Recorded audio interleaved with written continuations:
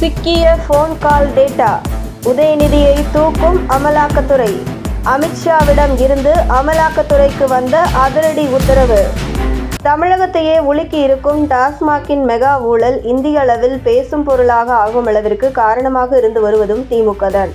அதாவது இந்த விவகாரத்தை எப்படி மூடி மறைப்பது என்று தெரியாமல் திமுக செய்யும் ஒவ்வொரு செயலும் அது திமுகவுக்கு எதிராக அமைந்து வருகிறது. டாஸ்மாக் மெகா ஊழலை கையில் எடுத்துள்ள தமிழக பாஜக டாஸ்மாக் அலுவலகங்களை முற்றுகையிட போகிறோம் என்று போராட்டத்தில் குதித்தனர்.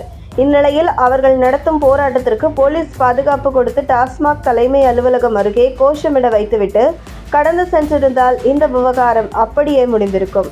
ஆனால் அதிகாலையே சென்று பாஜக தலைவர்களை கைது செய்தது, மேலும் அண்ணாமலையை கைது செய்த விவகாரங்கள் தேசிய ஊடகங்களில் தலைப்பு செய்தியாக இடம் பிடித்தது.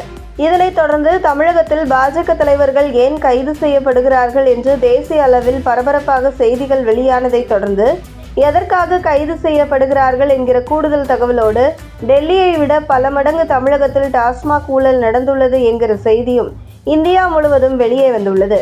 இப்படி தேசிய அளவில் டாஸ்மாக் ஊழல் குறித்து பரபரப்பாக பேசப்படுவதற்கு திமுகவும் காரணமாக அமைந்துவிட்டது.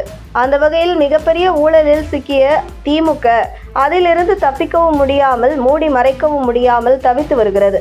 இந்த நிலையில் ஊழல் செய்ததும் மட்டுமல்லாமல் என்னுடைய கட்சி மாநில தலைவர் உட்பட மூத்த தலைவர்களை கைது செய்கிறாயா என்று உச்சக்கட்ட கோபத்தில் இருக்கும் அமித்ஷா உடனே அமலாக்கத்துறையின் தலைமை அதிகாரிகளை அழைத்து ஆலோசனை நடத்தியிருக்கிறார்.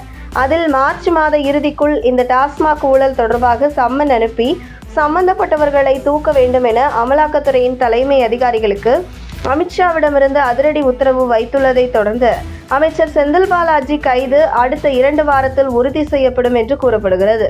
இந்த நிலையில் சமீபத்தில் நடந்த அமலாக்கத்துறை சோதனையில் டாஸ்மாக் ஊழல் தொடர்பாக டாஸ்மாக் நிறுவன அதிகாரிகளின் தொலைபேசியில் உள்ள பல ரகசியங்களை அவர்களுக்கு தெரியாமலேயே அமலாக்கத்துறை கைப்பற்றி உள்ளதாக தகவல் வெளியாகியுள்ளது.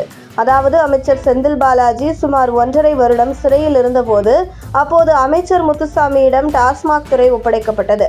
அப்போது நேரடியாக முதன்மை குடும்பம் நேர் பார்வைக்கு வந்திருக்கிறது டாஸ்மாக் நிர்வாகம். இந்த நிலையில் தற்பொழுது அமலாக்கத்துறை அதிகாரிகளின் கையில் சிக்கியுள்ள போன் கால் டேட்டாக்கள் மூலம் டாஸ்மாக் அதிகாரிகளுக்கும் முதன்மை குடும்பத்தைச் சேர்ந்த சின்னவருக்கும் தொடர்பில் இருந்ததற்கான ஆதாரம் போன் கால் டேட்டா மூலம் சிக்கியுள்ளதாக கூறப்படுகிறது. அந்த வகையில் இந்த விவகாரத்தில் விரைவில் ஒவ்வொருவருக்காக சம்மன் அனுப்ப தயாராகி கொண்டிருக்கும் அமலாக்கத்துறையின் மெயின் டார்கெட் உதயநிதி ஸ்டாலின் தான் என்கின்ற தகவலும் வெளியாகியுள்ளது. அந்த வகையில் உதயநிதி ஸ்டாலினை அமலாக்கத்துறை கிட்டத்தட்ட நெருங்கிவிட்டதாகவே அரசியல் வட்டாரங்களில் பரபரப்பாக பேசப்பட்டு வருகிறது. உங்கள் தின சேவல்.